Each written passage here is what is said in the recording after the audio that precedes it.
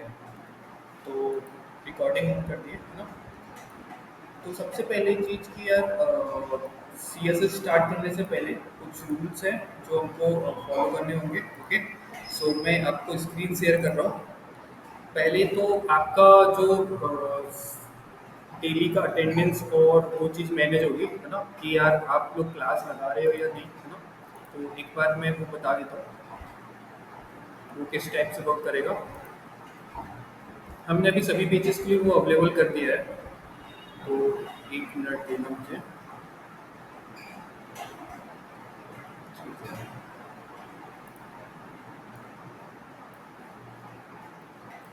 Okay, तो I hope आपको visible होगा।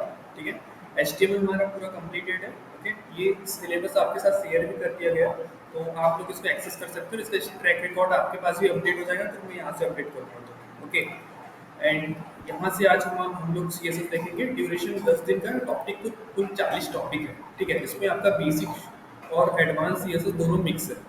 ठीक है, तो हम लोग स्टार्ट करते। ठीक है, स्टार्ट करने से पहले एक अब्सेंट प्रेजेंट का हम लोग चीज़ें रखते हैं। ओके, तो अभी तो ये फर्स्ट डे है ना, तो यहाँ पे कुछ टास्क नहीं था, तो मैं टास्क सभी का डन डाल रहा हूँ। बट अब से आपको हर दिन एक टास्क मिलेगा, है ना। और ये ट्रैक रिकॉर्ड होगा कि आप प्रेजेंट हो या नहीं हो उस दिन। ओके, सो यहाँ से स्टार्ट करते हैं। ठीक है, आई होप यहाँ से आप जितने लोग हैं वो लोग प्रेजेंट बता पाएंगे अपनी, है ना। तो मैं फटाक से इसको अपडेट कर देता हूँ। एक सेकंड। ठीक है, तो आज की तारीख है 18। Okay, so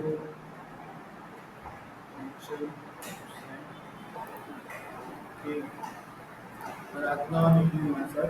okay,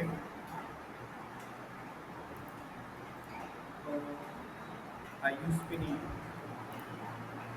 and Praveen भी नहीं। ठीक है, प्रतिभा है। एक कंप्लीट हुआ क्या? ठीक है, तो केस नहीं है अभी। प्रवीण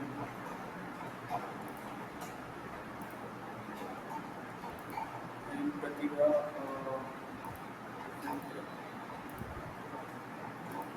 भी present है। ठीक है, अभय भी है।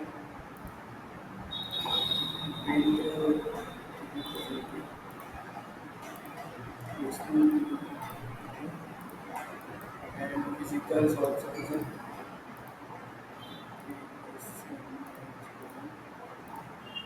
Physical is option. And Fiji is also present.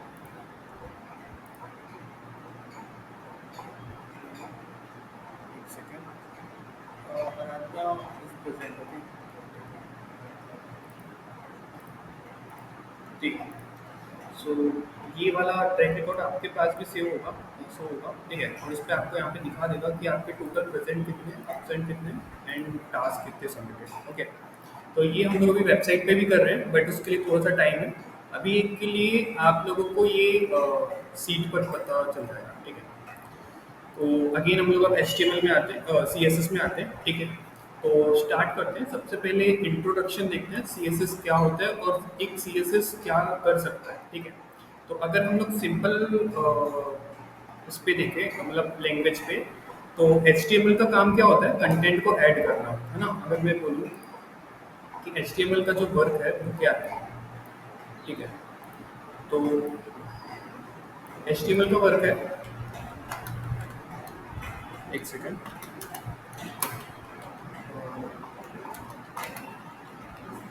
Content add करना किस पर? वेब पेज पर। ठीक है, अब कंटेंट क्या क्या होता है?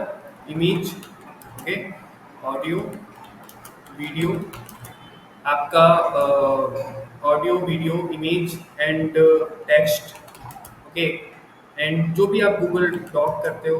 ठीक है, एंड बहुत सारी चीज़ें हैं जो हम लोग क्या करते हैं, ऐड करते हैं। ठीक है, हमने गूगल मैप ऐड करके देखा था, वीडियो यूट्यूब वीडियो कैसे ऐड करते हैं, ये सारी चीज़ हम लोग ने एचटीएमएल में देख चुके हैं, ठीक है।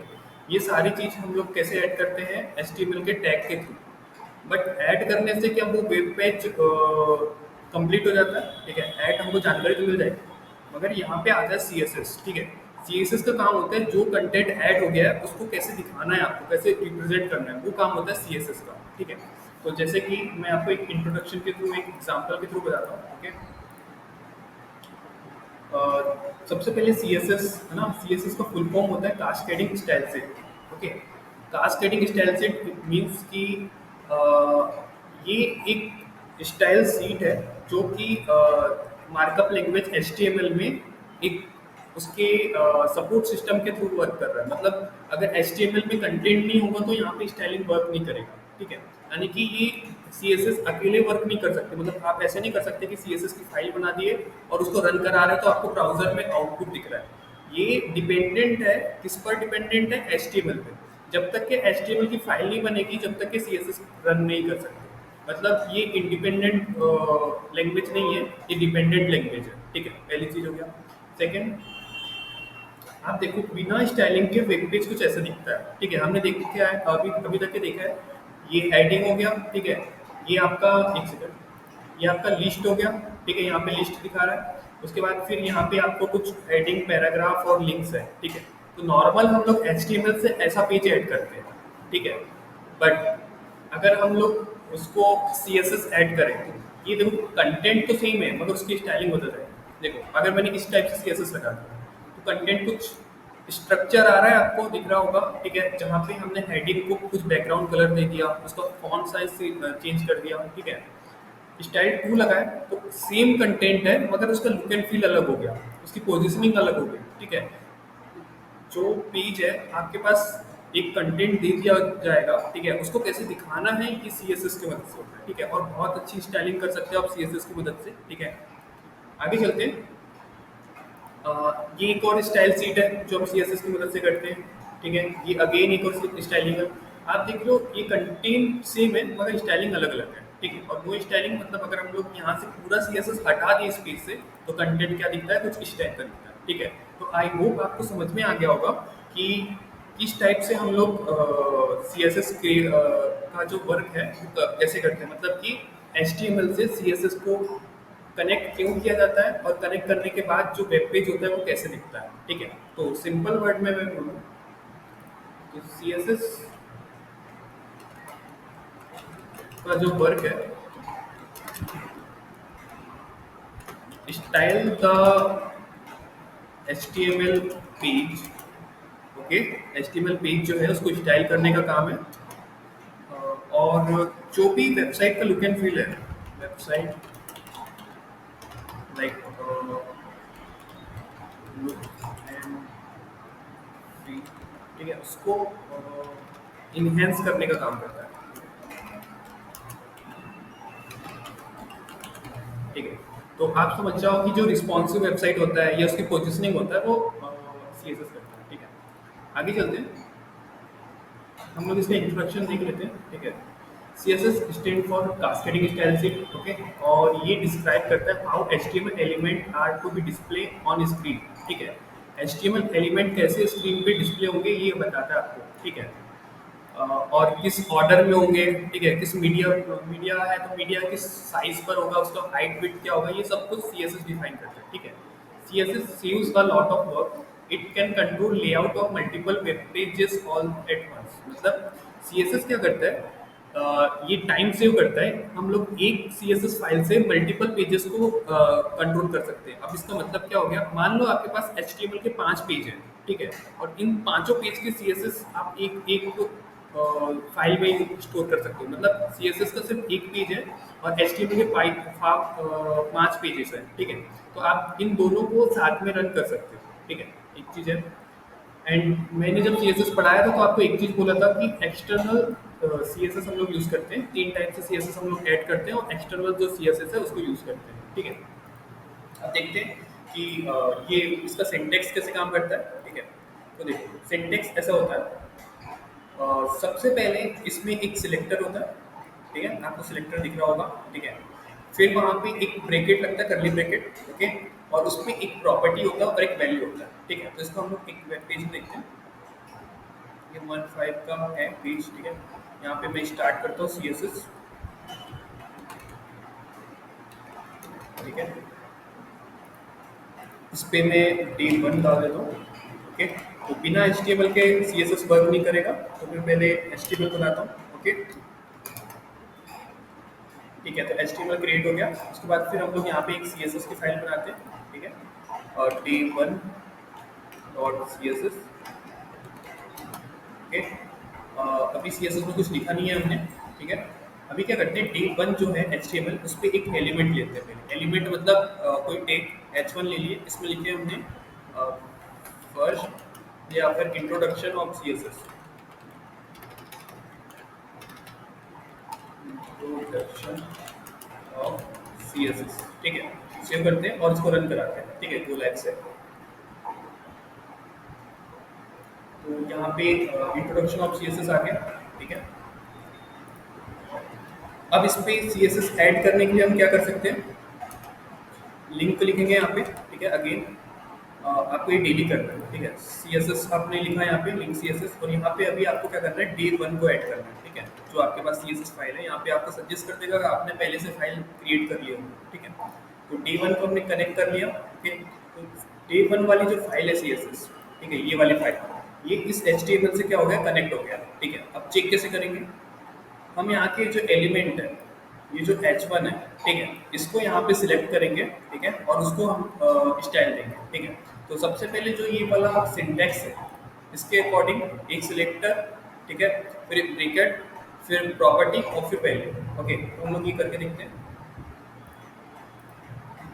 सिलेक्टर है हमारे पास टैग का नेम H1, ओके। उसके बाद फिर ब्रैकेट, ओके। उसके बाद फिर प्रॉपर्टी एंड वैल्यू। प्रॉपर्टी मतलब क्या स्टाइलिंग देना है आपको, और वैल्यू मतलब उसके अकॉर्डिंग होती है वैल्यू। जैसे अगर स्टाइलिंग कलर है तो कलर वैल्यू होगी, अगर विड्थ है तो उसकी हाइट और विड्थ होगी, ठीक है, नंबर फॉर्मेट में होगी। तो हम लोग कलर लिखते हैं, ठीक है, और यहाँ पे हम लोग कलर की वैल्यू देते हैं रेड। इसका कलर क्या हो गया, रेड हो गया। मतलब कि ये वाला जो स्टाइल सेट है, ये इससे कनेक्टेड है, इस वेब पेज से, HTML1 से, ठीक है। और हम जब भी कोई जो भी स्टाइलिंग इस पे लिखेंगे सिलेक्टर की मदद से, ठीक है, तो इस पे इम्प्लीमेंट हो जाएगा, ओके। सो यहाँ तक कि आई होप सभी को क्लियर होगा कि CSS क्या है, कैसे वर्क करता है, कैसे कनेक्ट करना है और कैसे रन करना है, ठीक है। तो अगर सभी को क्लियर है तो आप बता सकते हो ऑल क्लियर, ठीक है। तो किस किस को क्लियर है, ठीक है। क्लियर है तो आप हम सब करके बता सकते हैं, ठीक है, जिस चीज़ को क्लियर है, ओके। मैं नेक्स्ट आगे वाला टॉपिक बताता हूँ, ओके।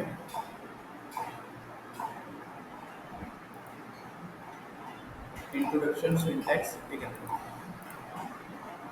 अब सिलेक्टर्स की बात करते हैं। आई होप इसको हम लोग ने डिस्कस कर चुके थे HTML में, बट मैं आपको बता रहा हूँ, ठीक है। सिलेक्टर्स के टाइप्स, कितने टाइप से सिलेक्टर्स होते हैं, ठीक है। तो एनीवन जो जानता है कि, जिसको पता है कि सिलेक्टर्स कितने टाइप से होते हैं, कोई भी आप में से जो जानता हो कि सिलेक्टर्स के टाइप्स कितने होते हैं, ठीक है। सिलेक्टर्स इन द सेंस कि हम लोग HTML के जो एट्रीब्यूट है, यानी कि एलिमेंट्स है, इसको यहाँ पर कितने टाइप से सिलेक्ट कर सकते हैं, ठीक है। तो आप में से कोई है जो जानता है कि यहाँ पे कितने टाइप से हम लोग सिलेक्टर को सिलेक्ट कर सकते हैं, मतलब एलिमेंट को सिलेक्ट कर सकते हैं, एनीवन?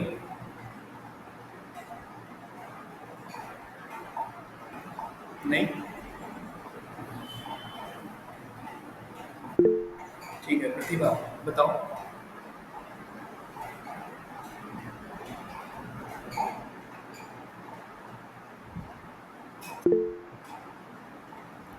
ठीक है, क्लास से आपने बोला है, ओके।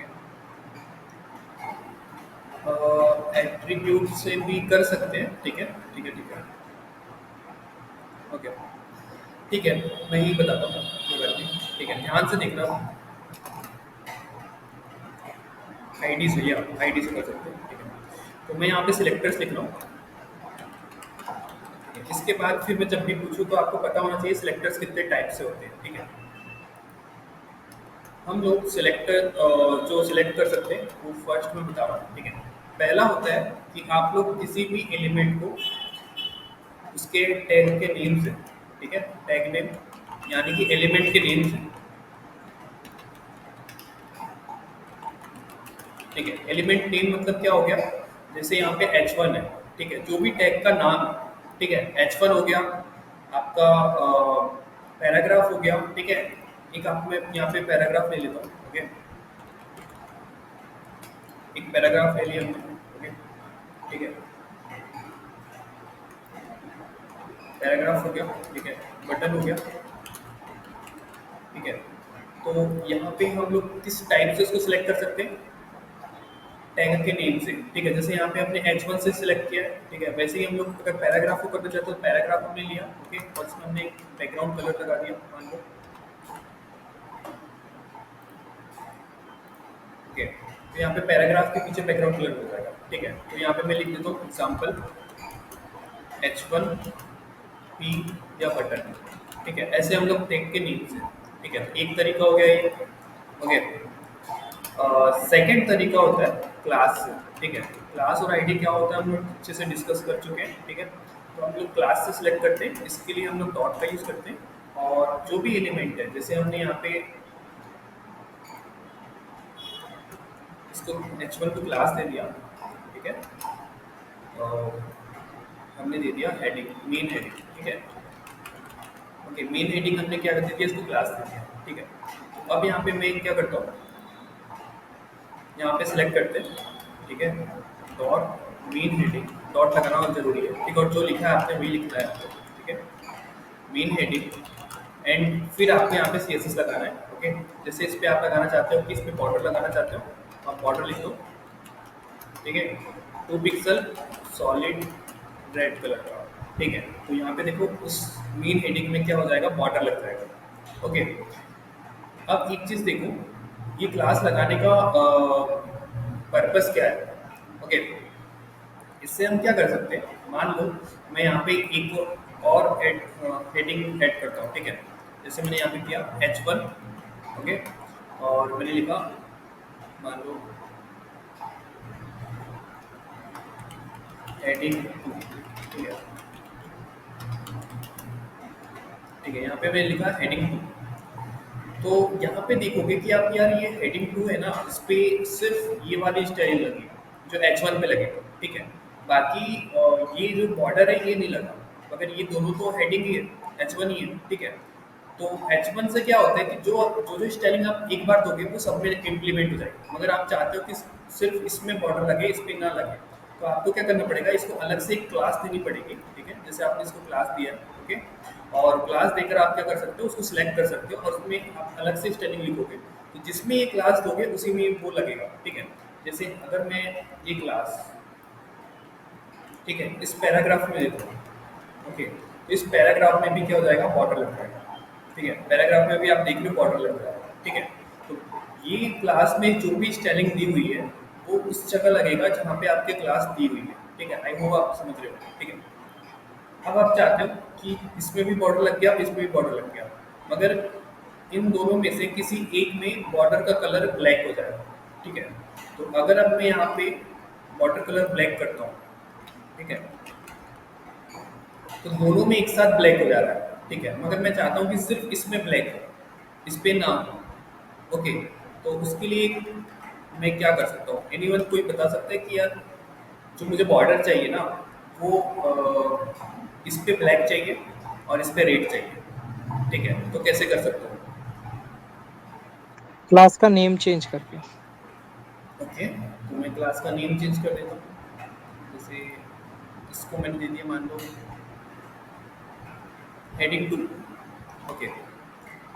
तो हेडिंग 2 देने पे इसका बॉर्डर भी हट गया, ठीक है। तो वो अगेन ऐसा हो जाएगा कि यार हेडिंग 2 लिया हमने, फिर उसको सेलेक्ट किया और फिर उसको यूज़ किया, ठीक है। जैसे यहाँ पे हम लोग ने फिर इसी का पार्ट 2 यूज़ कर दिया, ठीक है, हेडिंग 2 लिख दिया और यहाँ पे फिर आपने ब्लैक कर दिया, ठीक है। तो ये एक तरीका हो गया, ठीक है। बट अगेन और क्या तरीका है जिससे मैं सिर्फ और सिर्फ कलर चेंज करूँ, ठीक है। जैसे अगर मैं लिखूँ बॉर्डर कलर सिर्फ चेंज हो जाए, बाकी चीज़ जैसे कि वैसे इस वाले इससे भी मतलब क्लास का नेम चेंज ना करते हुए अगर मुझे और कोई तरीका है जिससे मैं ये कर सकता हूँ, एनीवन, जिसकी मदद से मैं इसका बॉर्डर ब्लैक कर सकता हूँ।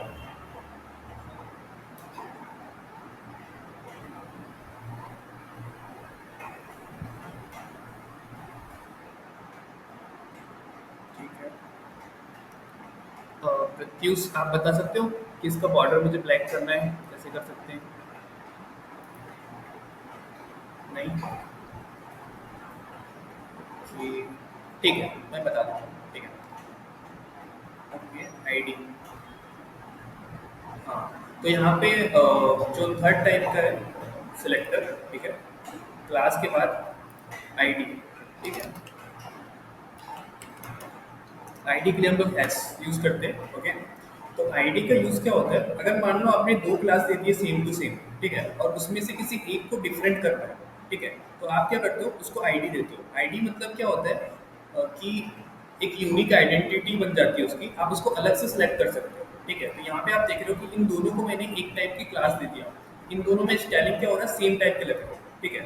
बट अगर इन दोनों में कुछ डिफरेंट करना है मुझे, मतलब इसमें कुछ डिफरेंट करना है मुझे, तो मैं इसको क्या करूँगा, एक आईडी दे दूँगा, ठीक है। मैंने एक आईडी दे दिया और मैंने लिखा इस आईडी का नाम लिख दिया मैंने पैरा, ठीक है, ठीक है, पैरा लिख दिया। अब यहाँ पे लिखते जाते हैं, ठीक है। अब आईडी को सिलेक्ट करने के लिए मैंने बोला हैज़ का यूज़ करते हैं, ठीक है। तो आप यहाँ पे जाओगे और यहाँ पे आप सिलेक्ट करोगे हैज़, ठीक है, और जो भी नाम लिख रखा है अपने आईडी का, जैसे मैंने पैरा रखा है, जो भी अपने नाम अपने मन से रख सकते हो, स्पेस नहीं होना चाहिए बस, ठीक है। और आपने फिर उसको सिलेक्ट किया और उसमें बोला कि यार बॉर्डर का कलर जो है, बॉर्डर कलर वो हो जाए ब्लैक, ओके। सो आप देख सकते हो कि इसमें इसका बॉर्डर का कलर ब्लैक है और इसका बॉर्डर कलर क्या है, रेड है, ठीक है। तो आईडी किस लिए यूज होता है, ठीक है, मैं अगेन यहाँ पे लिख देता हूँ, ठीक है। अगर ग्रुप में स्टाइलिंग करना है, ठीक है, तो आप लोग क्लास का यूज करोगे, ओके, एंड ग्रुप में से किसी एक का, ठीक है, वन फ्रॉम ग्रुप, ठीक है, स्टाइलिंग करना है कि अगर एक ग्रुप बना हुआ है या क्लासेस का कुछ ग्रुप बना हुआ है, उसमें से किसी एक की स्टाइलिंग करना है, तो आप किसका यूज़ करोगे, आईडी का यूज़ करोगे, ठीक है। तो आई थिंक आपको ये चीज़ें क्लियर होगी कि कैसे हम लोग को वर्क करना है, ओके। एक लास्ट टाइप का सिलेक्टर है, वो होता है यूनिवर्सल सिलेक्टर, ठीक है। यूनिवर्सल मतलब अगर मुझे ये इसको इसको इसको और इसको इन तीनों को एक साथ सिलेक्ट करना है, ठीक है, तो मैं कैसे कर सकता हूँ? किसी को पता है कि उसका सिंबल क्या होता है यूनिवर्सल सिलेक्टर का? एनीवन? कि मैं एक साथ ये जितने भी टैग हैं, मतलब HTML में जितने भी टैग हैं उनको एक साथ कैसे मैं सिलेक्ट कर सकता हूँ? अगर किसी को याद हो कि कैसे हम लोग उसको सिलेक्ट करते हैं तो आप बता सकते हैं, ओके। प्रत्युष ने सही जवाब दिया है, ठीक है। देखो, डॉट तो ले लिया क्लास ने, हैश ले लिया आईडी ने, तो अब एक और सिंबल बचता है जो बहुत पॉपुलर है, वो है एस्ट्रिक, ठीक है, स्टार की मदद से, ठीक है। स्टार की मदद से हम लोग क्या करते हैं, एक साथ सभी चीज़ को, आराधना ने भी सही जवाब दिया, ठीक है, यूनिवर्सल सिलेक्टर बोलते हैं इसको, ठीक है। इसकी मदद से हम एक साथ पूरे पेज के जितने भी टैग हैं उनको एक साथ सिलेक्ट कर सकते हैं, ठीक है। कैसे? यहाँ पे आते हैं हम लोग, हमने यहाँ पे स्टार लगाया, ओके, और हम चेक करते हैं कि सबकी स्टाइलिंग एक साथ हो गई क्या। तो मैं इसमें क्या करता हूँ, टेक्स्ट अलाइन, जो टेक्स्ट का अलाइनमेंट है वो मैं सेंटर कर देता हूँ, ठीक है। तो देखोगे आप जितने भी टैग है वो सबका अलाइनमेंट क्या हो गया, सेंटर हो गया, ठीक है। तो आप चाहते हो कि इस पेज में जितने भी चीज़ है ना वो सेंटर पे आ जाए, तो मैंने अलग अलग जगह ना करते हुए क्या किया, मैंने सबको एक साथ सेलेक्ट किया और सेंटर कर दिया।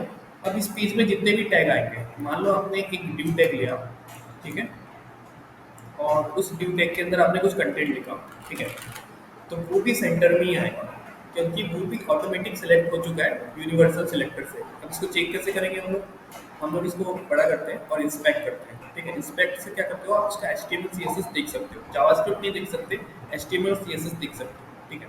तो आप इंस्पेक्ट करते हो, ठीक है, ये डेवलपर टूल खुल जाता है, ठीक है। अब यहाँ से आप देखते हो, यहाँ पे एक सिलेक्टर होता है, ठीक है, कि जैसे मुझे ये डिव है, यहाँ पे बता दे रहा है डिव है, ठीक है, डिव में सेलेक्ट करते हो और उसकी स्टाइलिंग यहाँ पे दिख जाती है।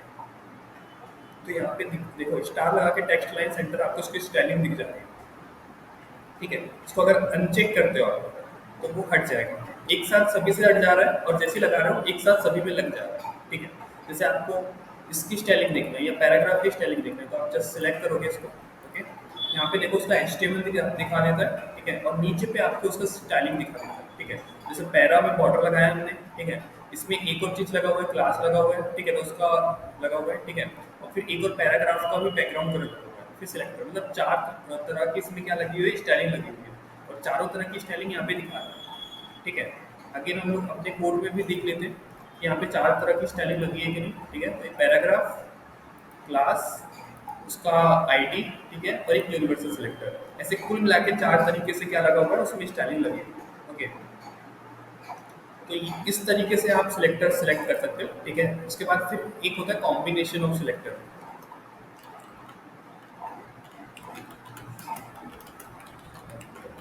ठीक है। कॉम्बिनेशन ऑफ सिलेक्टर्स कैसे होते हैं, जैसे आप दो तीन एलिमेंट को एक साथ यूज करते हो, ठीक है।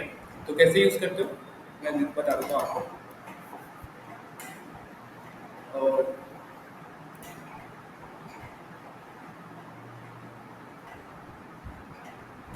ठीक है, आप ये हेडिंग, ठीक है, क्लास की मदद से भी कर सकते हैं, बट आप चाहते हो कि एक सेकेंड ना मैं इसका कुछ एग्जाम्पल सोचता हूँ, ठीक है।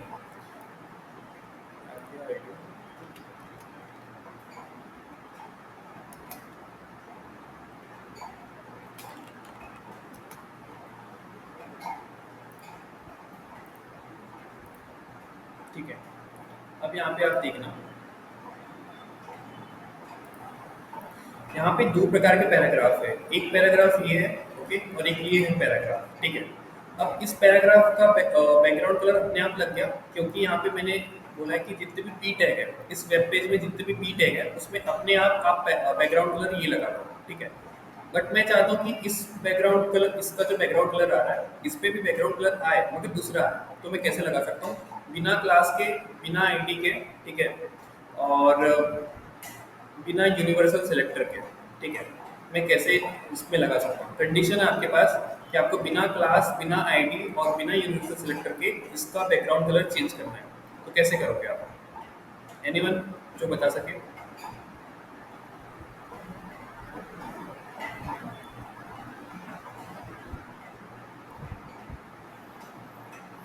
आयुष आप बता सकते हो कि मुझे अगर इसका बैकग्राउंड कलर चेंज करना है बिना क्लास, बिना आईडी दिए हुए, तो कैसे कर सकता हूँ, या कोई भी जिसको पता हो।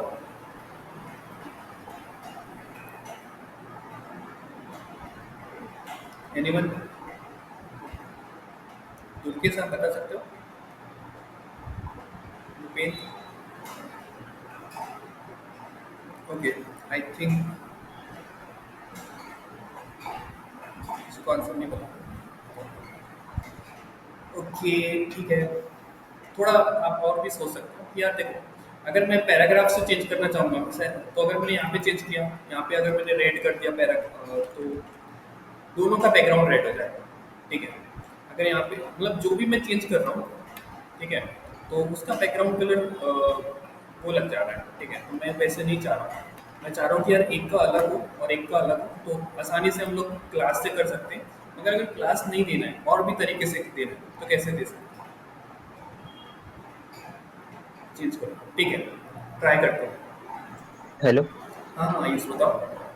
अभी वो एक आपने बताए थे यूथ यूथ करके एक बताए थे, उसमें फर्स्ट फर्स्ट पैराग्राफ करोगे तो उसमें फर्स्ट पैराग्राफ का वो हो जाएगा background colour change. Okay, pseudo code का यूज़ करके, ओके, हाँ हाँ।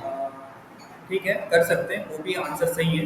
बट वो एडवांस सीएसएस है। यहाँ पे देखो सिंपल सा हम लोग क्या पढ़ रहे हैं, कॉम्बिनेशन, ठीक है। तो कॉम्बिनेशन को कैसे यूज़ कर सकते हैं, हम बोलेंगे यहाँ पे पहले HTML में चलते हैं। HTML में देख रहे हैं कि ये पैराग्राफ डायरेक्ट बॉडी के नीचे है, मतलब कि इंडिपेंडेंट है, बाहर है, ठीक है। और ये पैराग्राफ जो है, ठीक है, ये पैराग्राफ है ड्यू के अंदर, ठीक है। तो हम लोग ऐसे सिलेक्ट कर सकते हैं, इसको थोड़ा सा ट्रिक की मदद से कर सकते हैं कि ड्यू के अंदर जो पैराग्राफ है उसका बैकग्राउंड कलर आप रेड कर दो, ठीक है। तो अगेन अब ये वाला रेड होगा, ये नहीं होगा क्योंकि ये डिव के अंदर नहीं है, ठीक है। तो यहाँ पे हमने कॉम्बिनेशन का यूज़ किया है, ठीक है, कि यार डिव के अंदर वाला पैराग्राफ, ओके। अभी अब समझ गए कि कैसे करना है ना, कॉम्बिनेशन का यूज़, कि अगर आपको पर्टिकुलर एक एलिमेंट को सिलेक्ट करना है, ठीक है, किसी एक एलिमेंट को, ओके, तो कैसे करोगे आप, जस्ट उसका स्ट्रक्चर देखो HTML में, ठीक है, और देखो यार कि वो किसके अंदर है या उसका पेरेंट कौन है, और फिर जस्ट उसको पेरेंट को सामने लगा दो, स्पेस दो, ठीक है, फिर लगा दो। एक और तरीका, अ, इस पैराग्राफ के अंदर मैं एक H1 यूज कर लेता हूँ ऊपर पे, ठीक है। इसका वैसे रेड कलर नहीं करते, तो दूसरा करते हैं रेड को, कोई सा भी कलर कर देते हैं, ये कलर कर देते हैं, ठीक है, ओके। अब देखो यहाँ पे मैं ना HTML में यहाँ पे एक हेडिंग यूज़ करता हूँ, H1, ओके। और यहाँ पे लिखते हैं मैं कि this is para heading, okay. तो यहाँ पे एक हेडिंग आ गई पैराग्राफ के ऊपर, ठीक है। अब इसको मुझे सिलेक्ट करना है, ठीक है, और इसका कलर क्या आ रहा है, रेड कलर आ रहा है, तो मुझे इसका रेड कलर को हटाना है, ठीक है। अब मुझे कोई मतलब जिससे पूछूंगा वो बताएगा कि हो गया क्या ब्लैक में, कि इसका कलर मैं बिना क्लास बिना आईडी के कैसे उसका कलर मैं ब्लैक कर सकता हूँ, ठीक है। तो मैं पूछ रहा हूँ,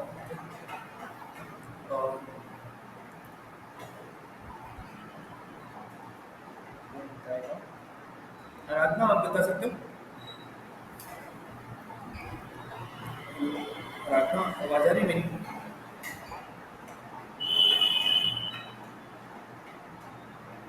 okay, is not available, okay, ठीक है। और दुर्गी से आप बता सकते हो,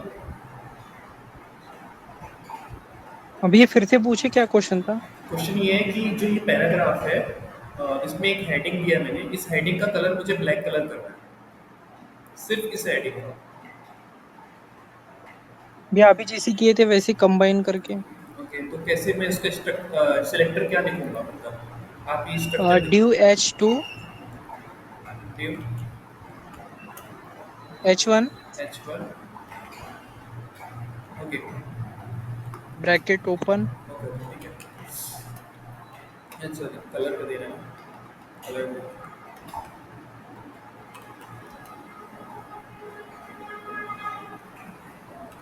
ठीक है, तो वो ब्लैक हो जाएगा, ठीक है।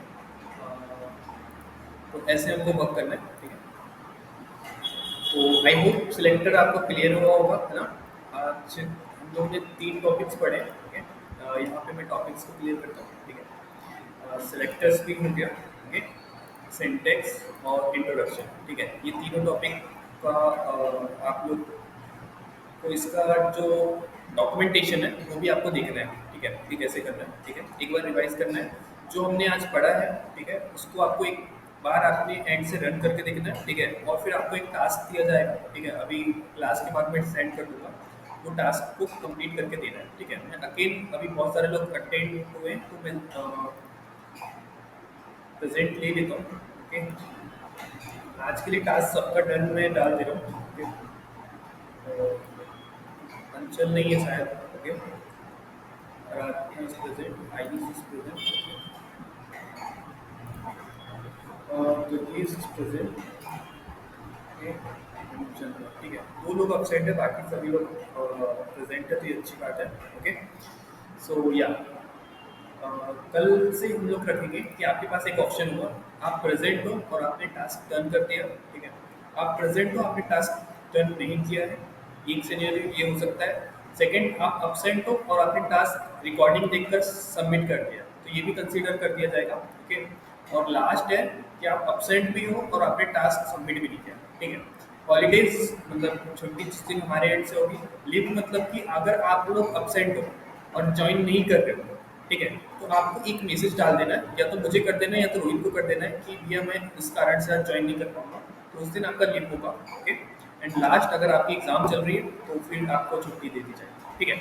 तो ये है कि पूरा स्ट्रक्चर आप लोग अभी वेबसाइट पे करेंगे तो, और आपको एक डैशबोर्ड मिल जाएगा, आपके जो लॉगिन आईडी रहेगा उससे आप लोग देख सकोगे कि मेरी इतनी क्लासेस है, ओके, इतनी क्लासेस मैंने कंप्लीट कर लिया, ठीक है, और इतने टास्क मेरे बाकी है। इससे क्या होगा, जैसे जिस दिन आप अपसेंट होगे हम लोग उस दिन की करेक्ट आपको रिकॉर्डिंग सेट कर पाएंगे कि आप लोग इस दिन अपसेट थे और इस दिन आपको रिकॉर्डिंग सेंड करना है, ठीक है।